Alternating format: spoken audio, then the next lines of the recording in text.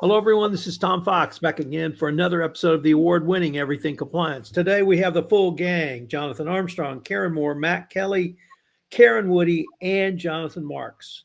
Since this is being recorded after November 5th, we're going to talk about the election, what it might mean for compliance, as well as some other topics. So with that, Matt, you have already blogged on this. Where do you think compliance stands or should be standing and thinking about as of today? Well, I did write about this when I think I woke up around 3 a.m. Wednesday morning, and I had already sensed that Trump was probably going to pull this off. Sure enough, he did, and typed out some initial thoughts. And I've spent most of the week talking to compliance officers here and there about what they think. And I wanted to cover, I think, three big points that jump out to me right away. First, I have not done an official poll on this, but I suspect most compliance officers are dismayed that Donald Trump is in charge for multiple reasons. But more than anything else, I think a lot of people were just dispirited because we should acknowledge that Donald Trump is not a good man. He is venal in the sort of moral sense. I personally think he's pretty stupid and not that, just doesn't grasp a lot of nuances of complex issues. He is a lawbreaker. He is probably, he's been accused of violating the FCPA. He is a convicted felon. He has been found liable for sexual assault. And a lot of people are just wondering, how are we supposed to support an ethics and compliance culture when that man is at the top of our society? And voters put him in, which they did. So are they really saying that they don't care about ethics and compliance and good conduct in the same way that Trump clearly does not care about ethics and compliance? There was this existential angst. And that's the thing I wanted to talk about first. There was one person, a senior audit executive at a company, and he said this to me. I'll read out his comment. Here's what I think about what the average American thinks about compliance. They don't care. They don't care how corporations are run. They don't care that corporate executives are dishonest. They don't care about business rules. They think how Trump runs his business. Think about Musk as a corporate leader. That's our future.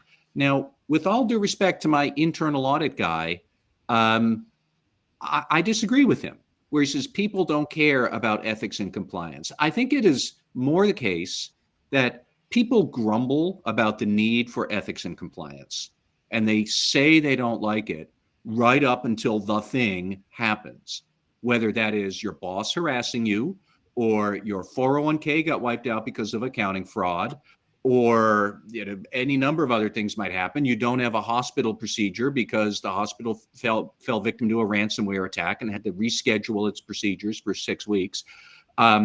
People tend to care about compliance and ethics then. They're always asking, how the F did this happen? I was there in 2008 when the economy crashed. A lot of people cared about ethics then. So really, I think that my friend is conflating why people voted for Donald Trump with whom he is. And maybe that involves some political analysis and social analysis that is beyond the scope of everything compliance. But I personally don't think that people looked at Donald Trump, the person, and said, that's the guy I want to emulate. That's who I think is great, and he is a good, noble Christian, and I want to follow him. They looked around and said, my life sucks. I don't like the system. Harris is part of the system, so I'm going to vote against the system. And I guess that means Trump.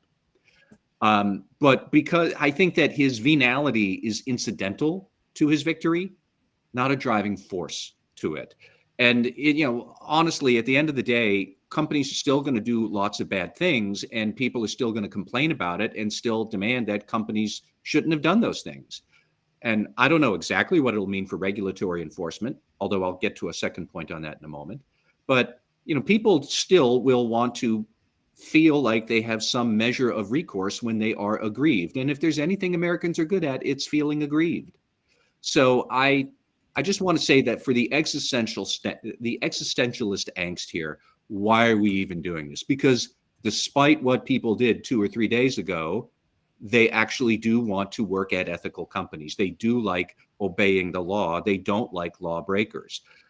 For whatever reason, a majority of them decided the exigencies of the moment necessitate that we put a lawbreaker and a venal person into office anyways. We can talk about that some other time. But the existential angst, I'm not there on it.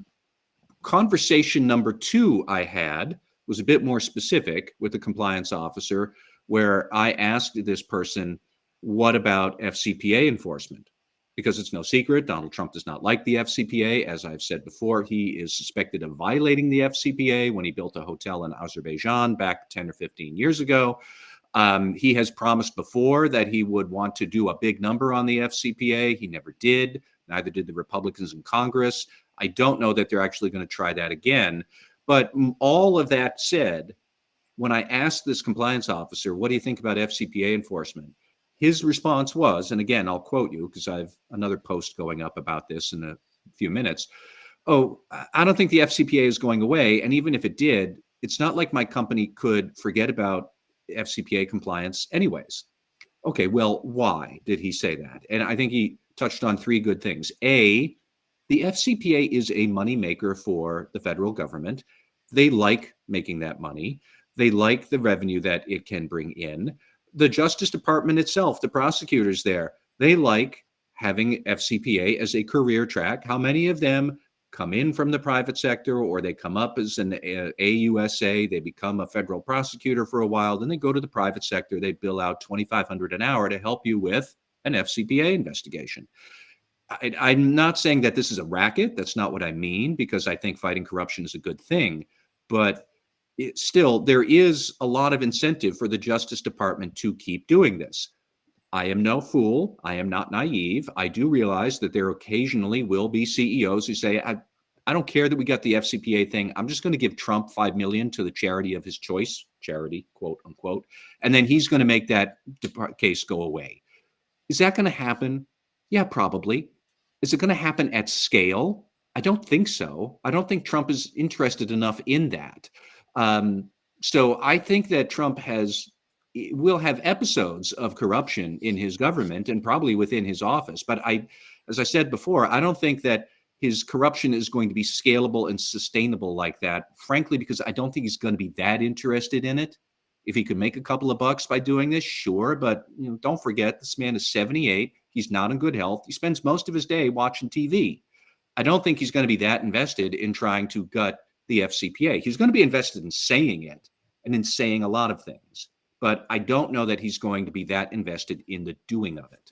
A lot of people will still be invested in having a viable FCPA enforcement program, possibly even including Trump, so he can open investigations about people he doesn't like or who don't give him the big shakedown graft and kickbacks. And then the last point about FCPA, my compliance officer who talked about all this, he is a British company with a large U.S. presence, but they also do business around the world. It's like, I got the UK Bribery Act. I got other anti-corruption statutes.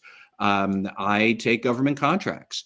There is no way I can just dismantle my internal controls for anti-corruption, regardless of what Trump and his Justice Department minions may or may not do about FCPA enforcement.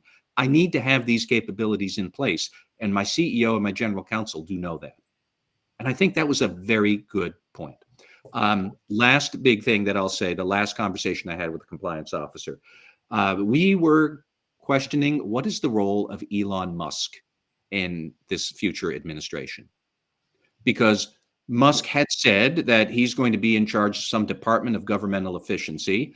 There's a certain richness that to be more efficient, the first thing we're going to do is create new bureaucracy. But okay, whatever, let's assume that he does that.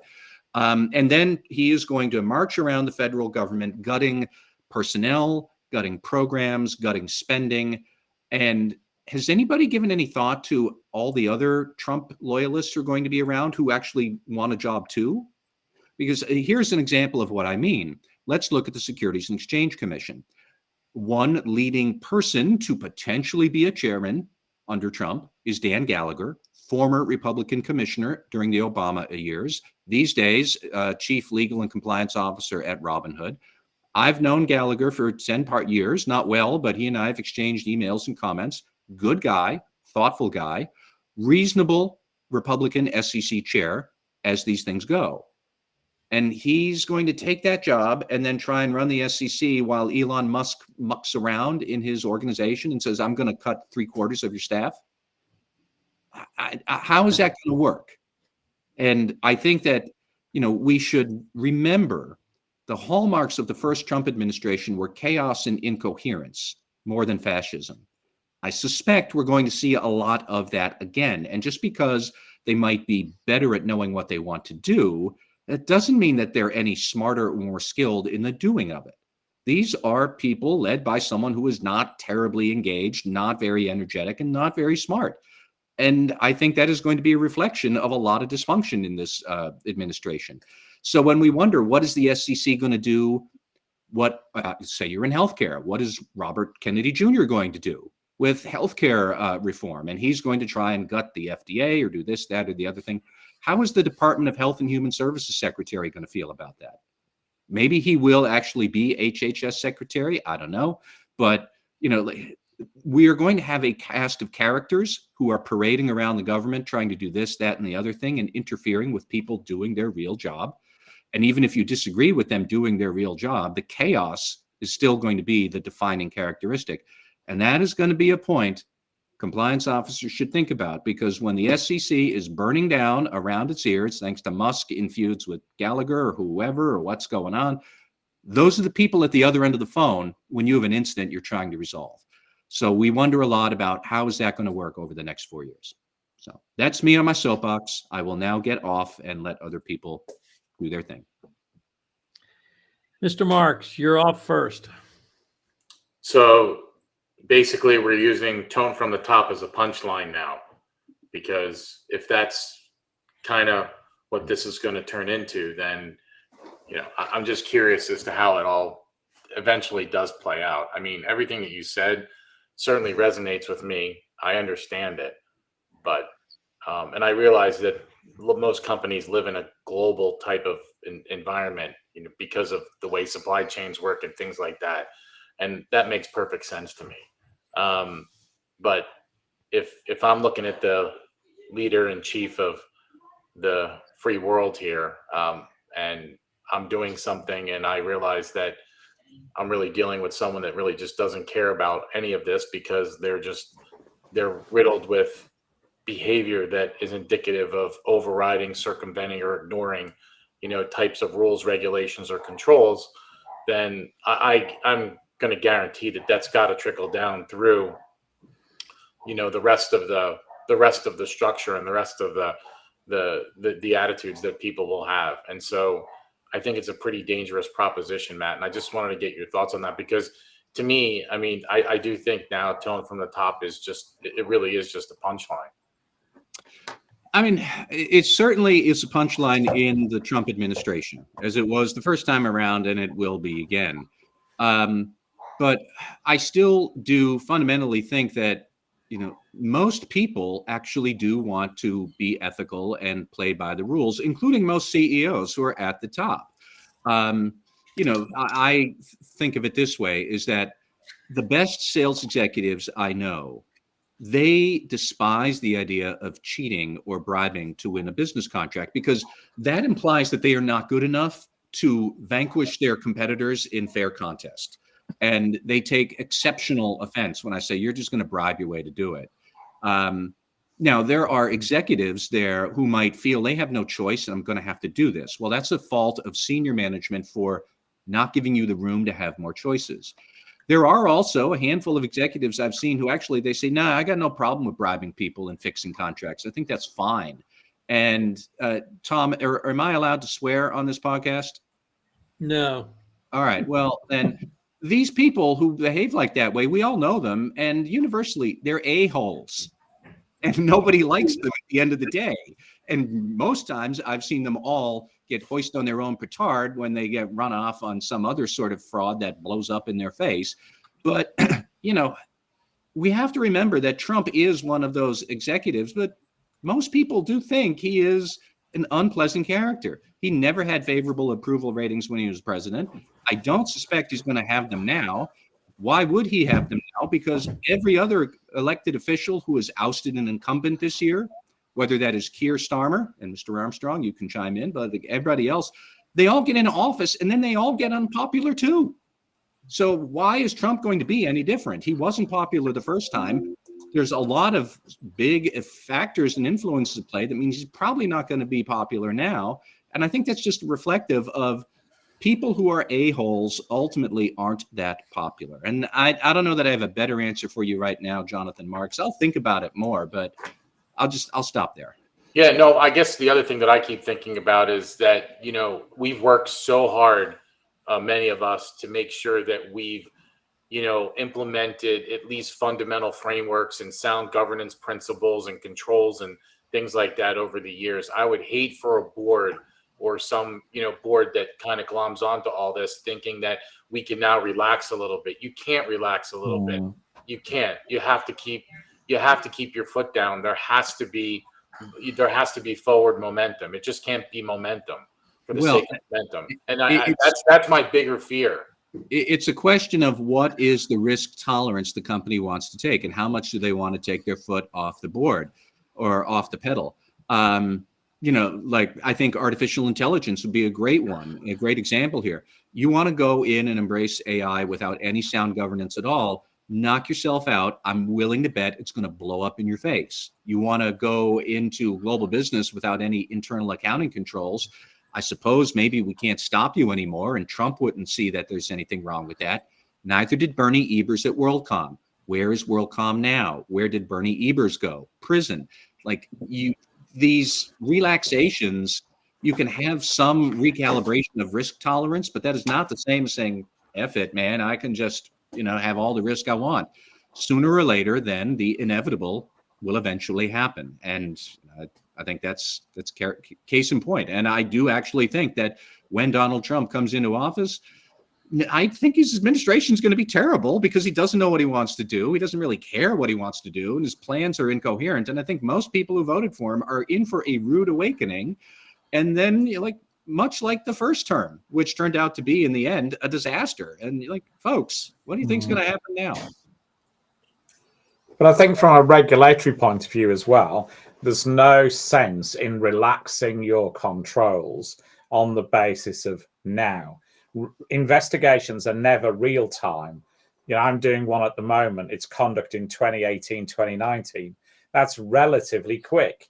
Oftentimes you're investigating conduct 7, 8, 9 years ago, particularly if it's with the authorities. I think it was probably about podcast 15 when Tom said compliance is always viewed in the rear view mirror. And I think that's definitely right. You're dumb if you bet on the current administration. Even if Trump turns out to be the best president ever, he's only going to do one term unless he alters those rules as well. I had another question, though, if I could, Tom. Certainly a discussion to have. Yeah. Matt, people like Elon Musk, though, are there one-night stands or marriages? When you've got two egotists in the same room, neither of them get to talk about their favorite topic exclusively. So they're not going to last very long together, are they? And a lot of these recent converts to Trumpism, they sort of, obviously never happened to me, but the last available person at the last dance of the school disco. I do think that Elon is too mercurial of a person to last very long with Donald Trump. And not only that, but he clearly wants to take over the world. He's already done this now. He's going to move on to other things too. Do they like the idea of sitting around and barking orders and then things magically happen? Sure. But, the hard work of actually doing policy development and administration, Trump doesn't want to do that. He didn't do it before. Musk doesn't want to do that. He's never done it. He acquired Twitter, ran it into the toilet. When Tesla finally ran into some really difficult problems a few years ago, he never had a good idea for it. And, remember, he did not found Tesla. He did not start PayPal. He did not start Twitter. All of these businesses he blew in. Occasionally he was lucky and he made a killing. That's why he is the richest man in the world. But I still fundamentally, he's a reckless person And ultimately, I wouldn't be surprised if we see a falling out between Trump and Musk, because to your point, Jonathan, when you have two egoists in the room, they can't talk about their favorite subject. And so, yeah. Okay, well, why don't we move on? Karen Moore, what has been on your mind that you could share with us today? Well, I would like to continue to bang my drum about companies keeping to their core values and re-examining them on a constant basis. And I don't think there's any more important time to do that when you're facing a tremendous sea of uncertainty. And I've got faith in companies. I've worked in 4 different global organizations, and I think fundamentally, while deeply flawed, they also do strive to do things with integrity and try and achieve gains the right way for the most part. Now, are there going to be some companies that are out there going, yes, yes, yes, we get to go do whatever we want? Probably, maybe. I don't think it's as easy as a system of deregulation and changing enforcement might suggest. The world is more complicated than that now. I think, Matt, as you pointed out with the FCPA, while maybe stepping back FCPA scope and enforcement 10 years ago might have led to more instances of bribery, it's a much more complex environment out there. And if you're not going to get caught by US regulators, you'll just get caught by other regulators in the UK and Brazil and Singapore, places where we're seeing stepped up legislation and enforcement as well. So I don't think there's a free pass out there. That whole concept of the FCPA is creating an unlevel playing field for American companies doesn't really hold sway nearly as much as it did at its inception. I also think the strengthened whistleblower incentives and culture, not just here, but abroad, means that companies are not going to get away with things in the way they might think they might if there's kind of political pressure and appointments within the DOJ. So I'm not really sure that we've got this big group of companies who are sitting there waiting for deregulation, waiting for enforcement shifts, waiting for political changes, just jumping at the chance to do bad. So I've got faith in corporate compliance programs. I've got faith in companies. I just want them to listen to the right voices, to continue to look at their core values and to continue to listen to their key stakeholders. And those key stakeholders, I would argue, the ones that should come first are their customers and their employees.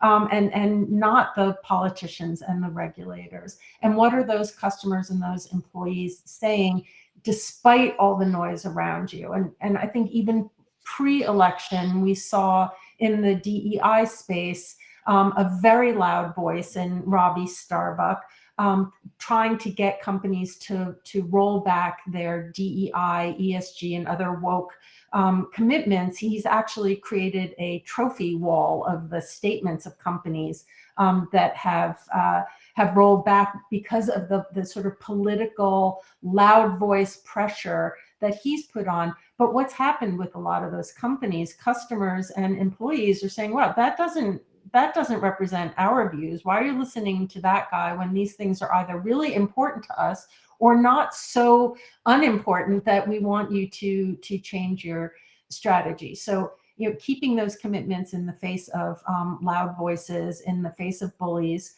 in the face of foxes running the hen house, because let's remember, when foxes run the hen house, there's great feasting and enjoyment for a while, but then there's a bunch of dead chickens.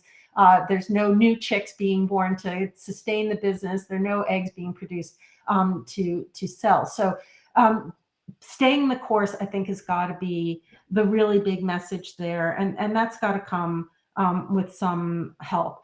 I personally believe that compliance now has a tremendous opportunity to stop the flag waving by companies on all these good things we're doing that are now going to become bad words: sustainability and environmental responsibility and diversity, and to do the real work, to tell a company, these are still important to us. let's take a look at what the company is doing on all these things rather than what it feels it needed to say about these things, and resist the temptation to like swing the other direction and say the opposite of what they were saying before. I do think that there's a big risk that control functions get less funding than they need. I think they need more funding now than ever, that audit and compliance and other functions like HR really need to roll up their sleeves and do the hard work. That supply chain becomes really tossed into turmoil with all this talk about tariffs. I think there's going to be a lot of blowback on that. Remember, if we, put 100% tariff on Mexico, they're just going to turn around and put 100% tariff on us. And I think my old stomping ground, the U.S. Court of International Trade, is going to be seeing more and more customs cases as well as anti-dumping and countervailing duty cases as a result, because there isn't a whole lot of logic here. I think that companies are going to be scrambling to deal with tax changes and supply chain uncertainty, dealing with crypto and blockchain. So there's a lot of different focus and emphasis, but it should all always be driven by who are we as a company. I think now that if you're not going to have regulation, then the whole kind of integrity component becomes stronger. It's not we're doing what we must do, but we're going to do what we should do.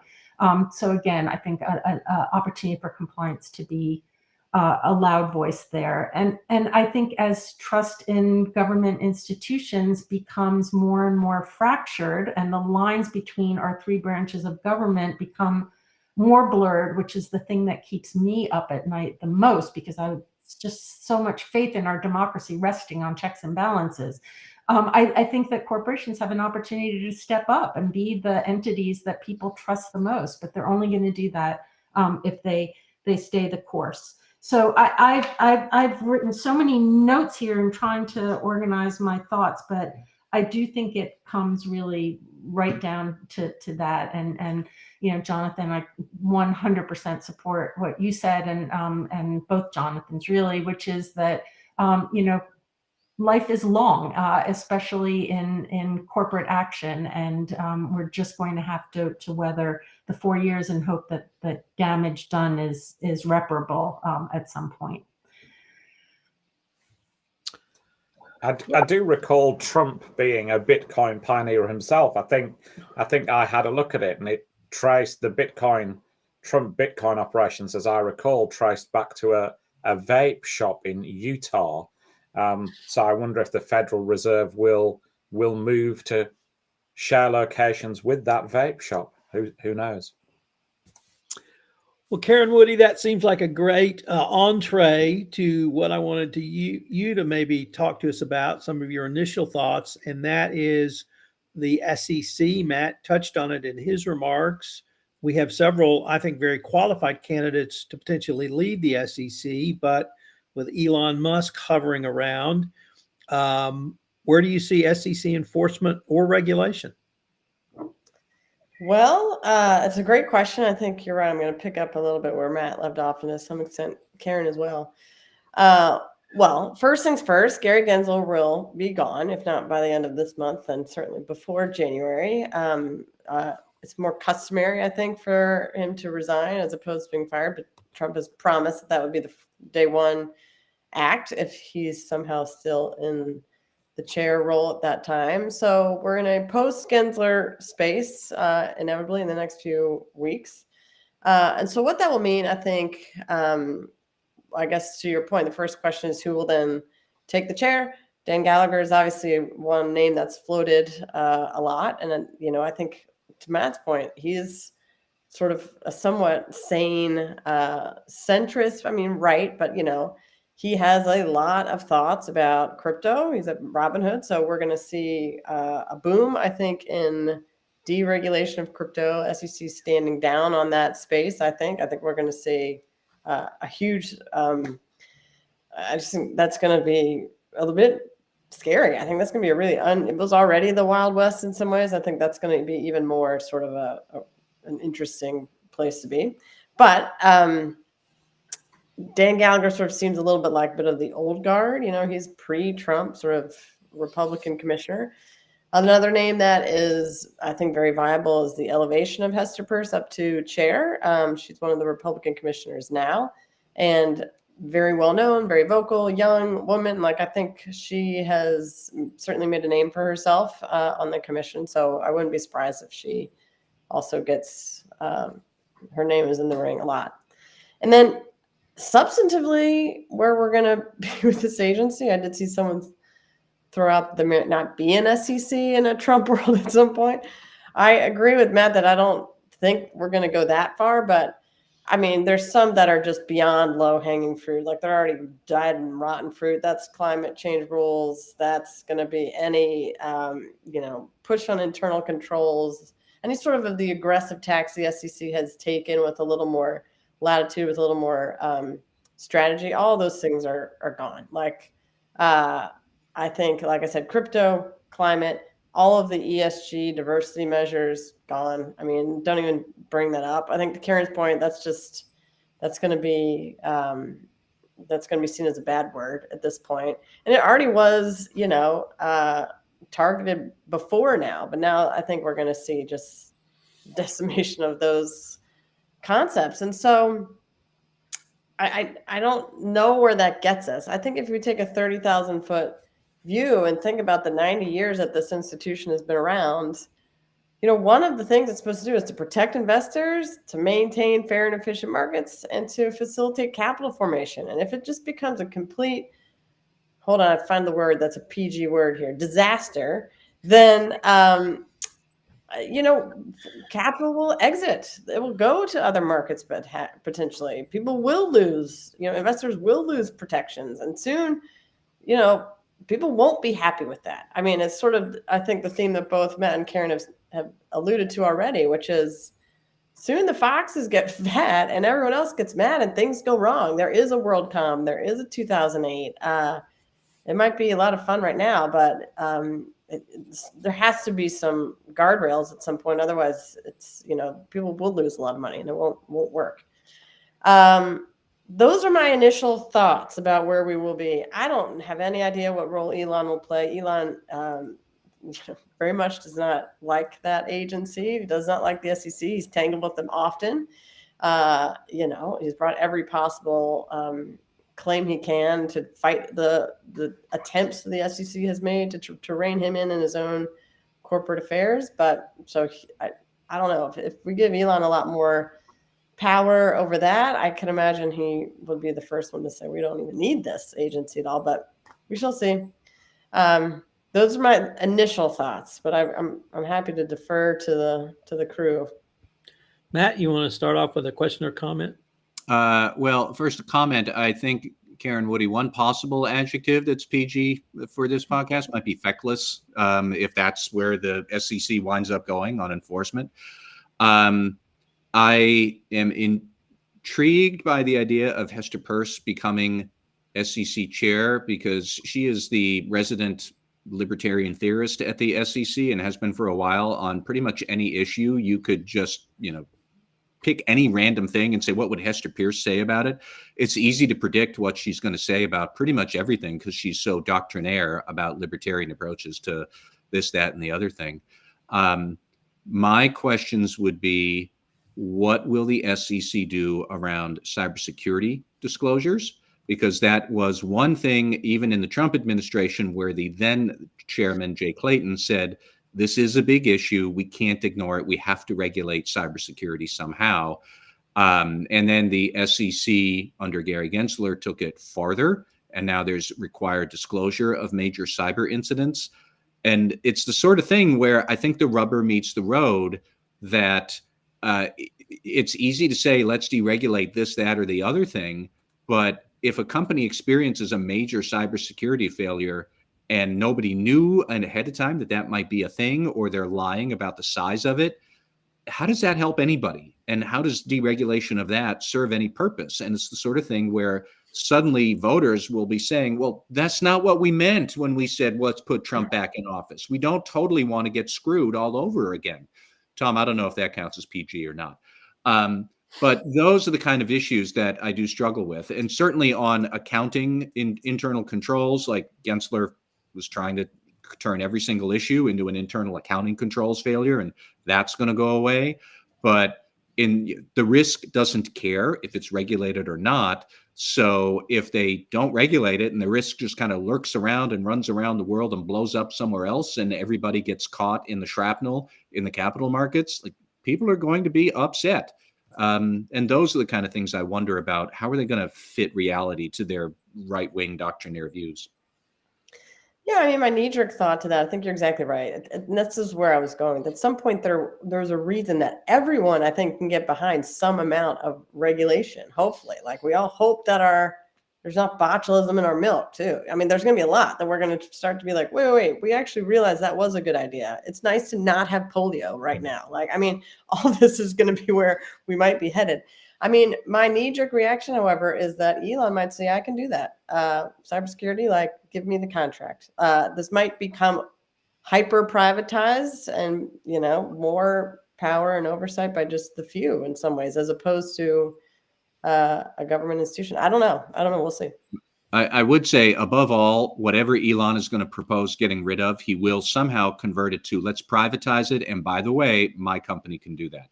This is, first and foremost, a self-enrichment scheme by Elon to be able to bill the taxpayer so he can get even richer. That's all it is when he talks about this. So, Karen, I have a question for you. In areas such as ESG or DEI, which businesses want to either have or do business with other companies who have proposals, banks, financial institutions, investment houses, and others who have the keys to the money, when they want to have those programs in place, do you think the SEC will actively, if not discourage that, actually go the other way and say that cannot be a part of your assessment of a public company? I mean, that's a great question. I think we're already there. I don't know if the Trump administration necessarily is going to, I mean, Trump administration means they've won that. They've already were challenging that and making those claims, but now, we don't even have to have the fight. I do, like I said, I hope maybe there is some answer in private ordering, maybe to Karen's point of like, this is where corporations can step up. Like, maybe we do have the Patagonias of the world that, hold us to some higher standard that's not required. And if the regulation is the floor, maybe we can have companies aspire to something higher than that. And so, I don't know. I mean, I think, if the SEC is doing anything, like I said, we don't even need Eugene Scalia challenging every single provision of Dodd-Frank as a career anymore. He doesn't even have to bother. I mean, he gets to win before he even brings the case. So I think it will be, I think it'll be just real lack of action, that the SEC doesn't feel that they could pass more rules, have additional regulation, have any sort of authority from Congress, which again, we already saw in the last term from the court. I mean, to Karen's point about where are the other checks and balances, we already saw a massive push against the administrative state writ large in this last Supreme Court term. So it does feel like it's all gas, no brakes in the wrong direction on this one. Well, on that cheery note, I was going to ask for Mr. Marks, but you still with us, Jonathan? He logged off for a bit. Well, then let's go to the other Jonathan, Mr. Armstrong. What are your initial observations? Yeah, thanks very much. I thought I'd take it from the sort of the high level view, maybe not space orbit, and then look again at some of the compliance effects that I see. And I've been on, I suppose, a mini world tour really in the past couple of weeks. And obviously I've been places where stuff like this really just does matter. I was in North Korea a couple of weeks ago. Obviously there are loads of implications for what Trump may or may not do in North Korea. I mean, to state the obvious, with North Korea, there was this buddying system. People will recall there in the past that led to Trump in 2008 asking South Korea effectively for dollars to still have US military bases on South Korean soil. So clearly there were some worried people in Korea about the elections. And obviously that's even more the case now that there seems to be close to 1,000 North Korean soldiers in or around Ukraine. I think I was also in Denmark last week, where there were similar concerns as well. Obviously, the Nordics and places like Estonia are very concerned about the potential Russian aggression on their borders as well. Somebody I know and trust said that if they were to take a vote in Denmark, Trump versus Harris, he thought it would be 98% Harris. So there's certainly not much confidence at all that Trump can stand up to Russian aggression.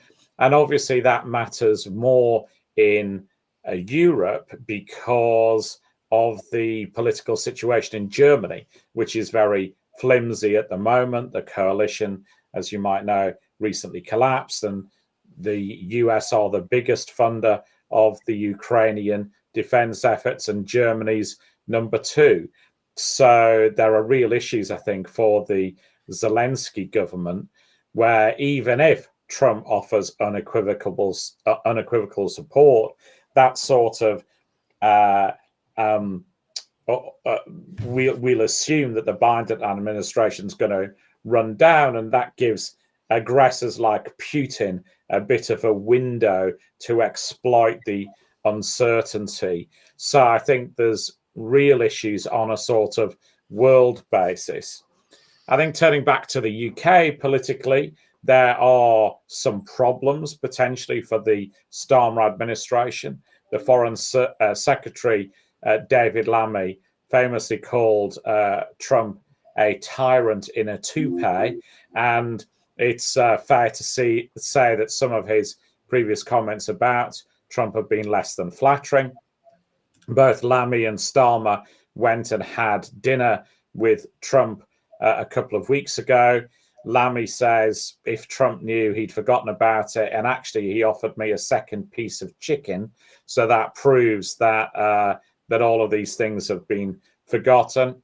I'm not sure of the chicken test. I'm not sure if that's a test in world diplomacy, but I'll defer to the Home Secretary on that. But there are clearly problems for the Starmer administration, where the Trump team lodged a complaint of alleged election interference by the Labour Party on behalf of Kamala Harris. I'm not sure where that complaint stands at the moment. And if Musk gets into the new administration, even if only for a short space of time, I think that adds to problems as well. Musk almost certainly incited, condoned, or encouraged hate crime over X during the UK riots. Many of those rioters were convicted. Some of them had their tweets promoted by Musk and his organization. So I think that adds difficulties as well. Then maybe turning to the compliance agenda, I agree with Karen. I think that tariffs are clearly likely to be an area of conflict. Trade lawyers, I imagine, are getting very excited, are clearing their holidays and getting their billing pencils ready. I think it'll impact on things like export controls, etc., etc. So if you're a fan of French cheese or Polish sausage or Danish pastries, eat to your heart's content this weekend, because it may be more problematical, I guess, in the new year. I agree with Matt about issues like cybersecurity being in play, but the thing that I'm really interested in is Lockton did a survey, I think, a week or so ago about ransomware attack, where the requests for ransoms are at an all-time high, but I think percentage-wise, there's a drop in payments, and that's lower than it has been for some time. I think one of the reasons for that will be sanctions, and the fact that the US and the UK have sanctioned ransomware threat actors. When I speak to boards who have ransom demands, As a general rule, many boards are still willing to pay ransoms. When you talk to them about potential sanctions liability, about the fact that attribution is really difficult, about the fact that crypto mixers have been sanctioned as well, about the fact that some end destination banks may be in Russia and they may be sanctioned, that's what tends to get the board's attention. I think they're not too bothered, or some boards aren't too bothered about paying criminals, but they don't they don't really want the sanctions downside. So if the new Trump administration takes its foot off the sanctions pedal, then I think there are real issues for cybersecurity there, as well as other sanctions issues. And maybe I'll just give two more. I think as far as data transfer is concerned, that whole debate with the Schrems cases, Privacy Shield being dead, being replaced by the data protection framework. Well, I think Trump's had a bit of luck here, I suspect, in that the review was completed, I think, 2 or 3 days prior to the election. So the new scheme is now safe. However, there's a potential bear pit. The EDPB, the sort of coordination board of data privacy across the EU, recommended a 3-year review rather than a 4-year review of DPF. So if the Trump administration doesn't do stuff, that could come back to haunt them. Obviously, a lot of the DPF deal is supported by executive orders. So Trump will have to maintain the executive orders put in place by the Biden administration. And so I think there are potential problems there as well. And maybe the last area of potential conflict off the top of my head is AI. Musk is some would say, serial offender in terms of AI as well. There was a spat in Europe with him using Twitter, I refuse to call it X, data as training data without people's consent. The last I saw, he seems to have given in to the regulators on that and made some differentiation between EU and non-EU use of Twitter data to train Grok or whatever it's called. But that, I think, could be a big area of conflict as well. Don't forget that the provisions of the EU AI Act start to come in February. That'll be shortly after the new administration gets into full flow. So that could be an earlier area of conflict, I suspect. And I think what normally happens with these things is bad news for American corporations. It's perceived that the sins of one are the sins of many.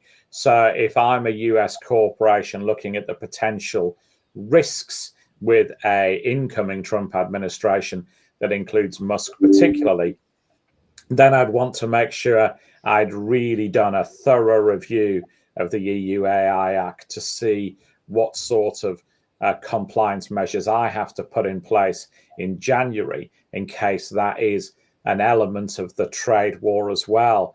And I think the last thing to say is trade wars are not just now about bananas and pineapples and cashmere jumpers and whiskey. There are all sorts of soft trade wars as well. I think GDPR enforcement is one of them. EU AI Act enforcement is likely to be another one of those. So I think that there are potential bear pits for US corporations particularly, and they might want to look at their agenda with the potential of how the UK or the EU or Korea might react.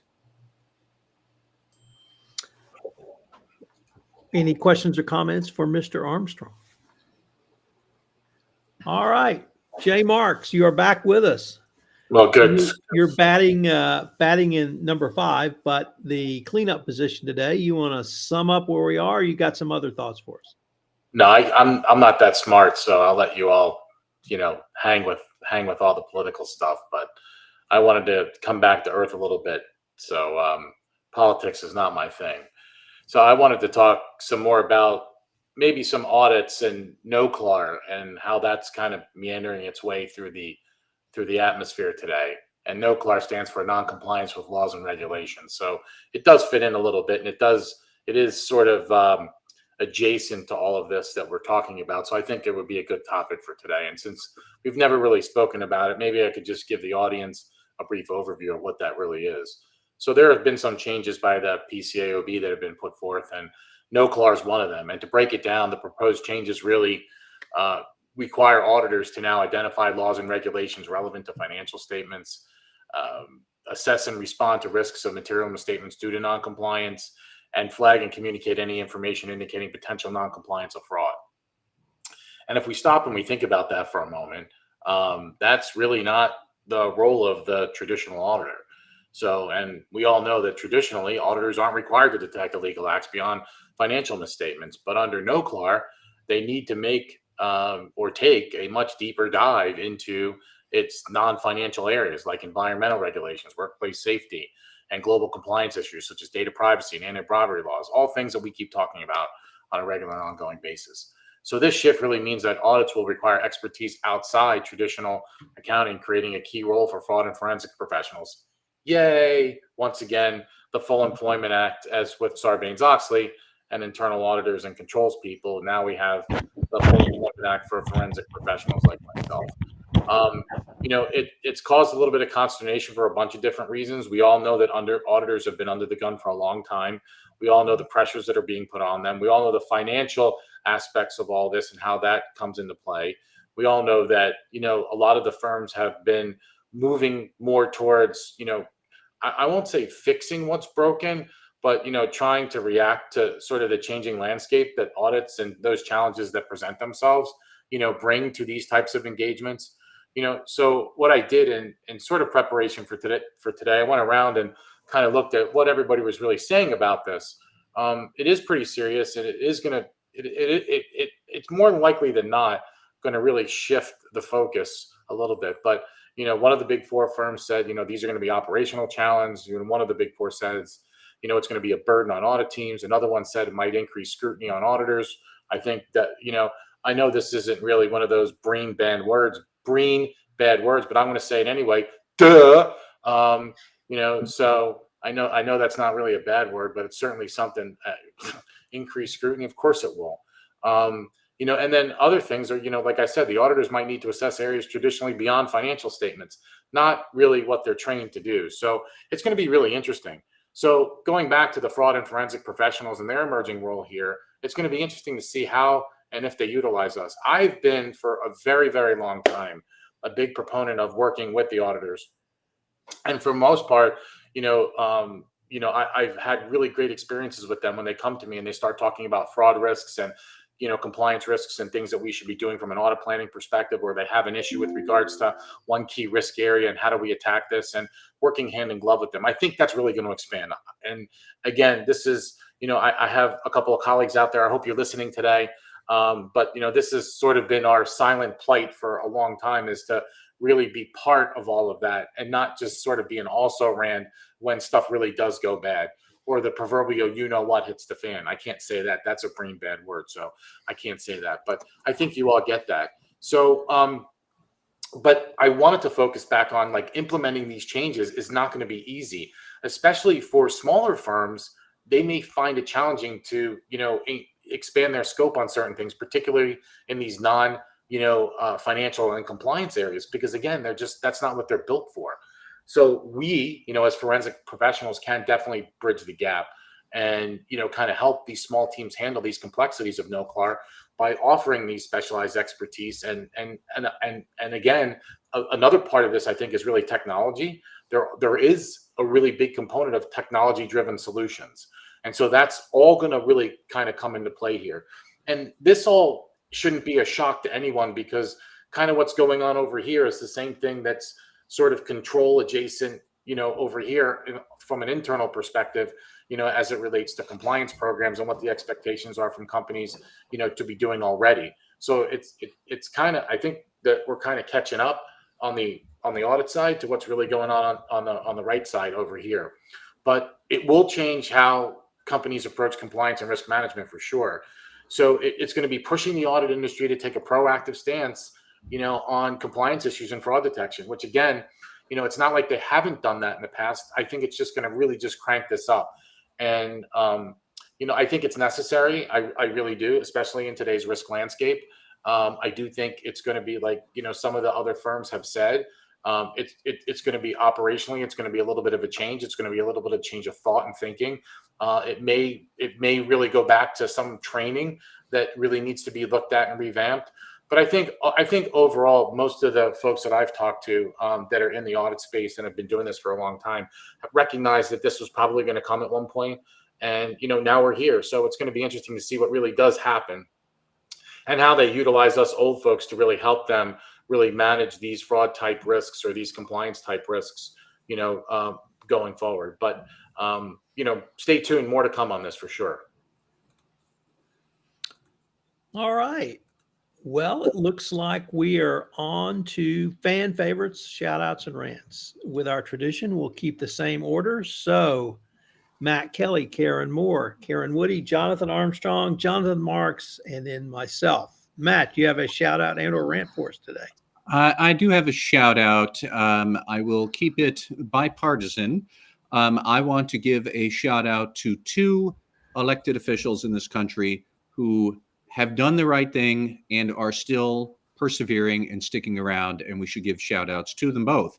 The first one is David Vallado, who is a Republican congressman from California. He is one of the 10 Republicans who voted in the House to impeach Donald Trump after the January 6th insurrection. Trump has then made it a personal pledge to try and oust all of the 10 Republicans who did vote to impeach him. Vallado is one of 2 who are still around on the Republican side. The other one is a congressman from, I believe, Washington, who his election is still too close to call. However, Vallado is going to win, and he is now stuck through and persevered 2 times that Trump has tried to take him out. And the other congressman I want to support or shout out to is a Democrat, is actually Congressman-elect Gene Vindman. If that name rings a bell, that's because he is the twin brother of Alex Vindman, and both of them were instrumental in the first impeachment. And indeed, Gene Vindman was the whistleblower in the first Trump impeachment, where Trump was trying to shake down President Zelensky to launch an investigation into Joe Biden on bogus terms. Vindman has suffered many outrageous slings and arrows since then from Republicans. However, he ran a very tough, close race in the Virginia 7th District to succeed another congressman who had retired. It was an open seat, and he won. So good to see that some people will still believe in the right thing and be able to persevere and be rewarded by the people for it. Didn't necessarily make that choice with the presidency, but at least in these 2 districts, people did make the right choice then. So I'll take what I can get these days.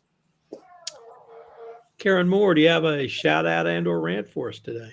Yes, I do. And one of the positive byproducts of the mess that we're in right now is, you just need to focus on joy and beauty in the world.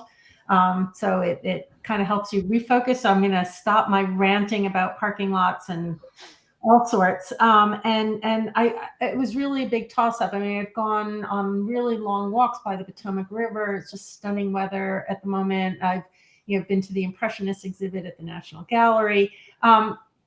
So, a couple of other things. That the Edinburgh Zoo has a baby pygmy hippo that they named Haggis and live webcam. I mean, that will de-stress you.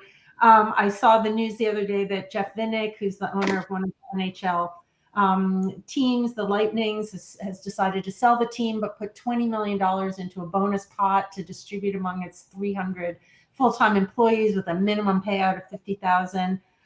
They're good people in the world. They're cute baby animals. There's natural beauty. There's art. There's music. And it may be, the winter of democracy in America at the moment, but it's also winter in Colorado, and ski season is started already. And, one of the wonderful things about skiing, at least for me, is that while I'm concentrating, I'm not killing myself. I cannot think about anything else. And it's really nice sometimes to have an empty mind. So my shout out is to just all the joy and beauty that does exist in the world. Karen Woody, you have a very high bar to overcome. I know. Mine was along the same lines here, which was going to be a shout out to all of the people on both sides of the aisle that participated as election monitors, pollsters, people that were working for at least 15 hours. I was there for only about 8 of them as an election observer. And it was such a thrill to see so many excited people come in, and so many, I'm in Charlottesville Hills, so many people were voting for the first time. And so it was a beautiful day at that point of the day, for realizing that, this is a really sacred, incredible thing we have. And also, not to make this also a rant, or not even a rant, it's more of a dirge, I guess it is. But I will say, I guess I'll call it a preemptive shout out to the bravery that so many people will have to show and will show. I mean, I woke up this morning to an email from university president in this sleepy little town where I teach, saying that the LGBTQ Research Center had been vandalized and graffitied last night. So I think we are in for a very long, bumpy ride that's going to require a lot of bravery and a lot of allies being brave next to people who need a lot of support. So that's not the high note I wanted to land on, but I'll just echo Karen. You need to find the beauty and the joy where you can. Mr. Armstrong. I want to shout out to election ballot paper machine manufacturers. Now, I may have got this wrong, but I think that Fox News said in 2020 that none of those machines worked properly. And fast forward to 2024, every single machine worked properly.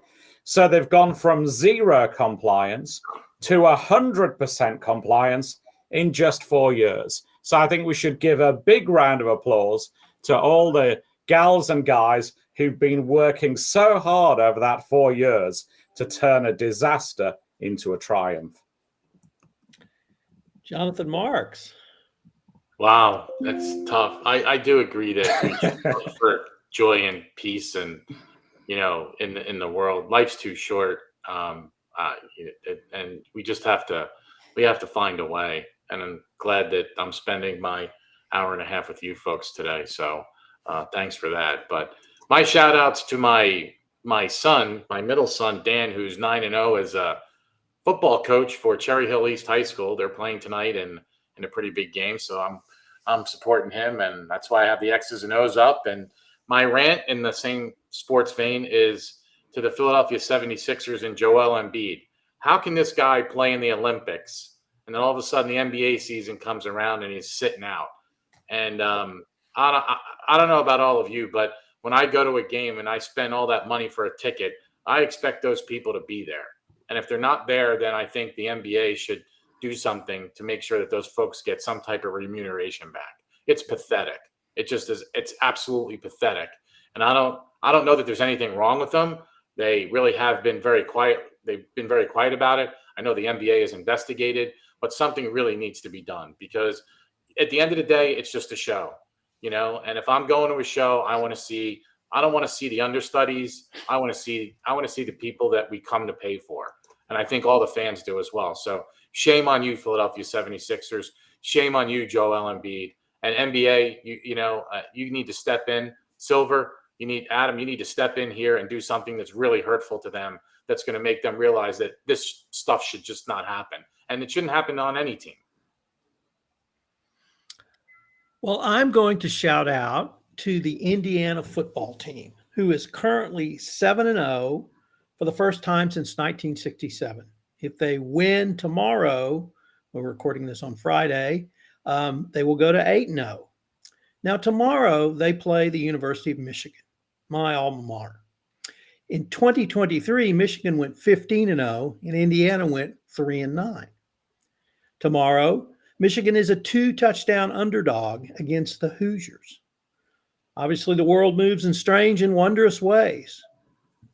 But the question I'm going to leave you with is a shout out on everything compliance, akin to the Sports Illustrated jinx. Go blue. All right. We made it through. No one's damaged or hurt themselves yet. So we will hopefully all feel better in 2 weeks. Thank you, Tom. Thanks.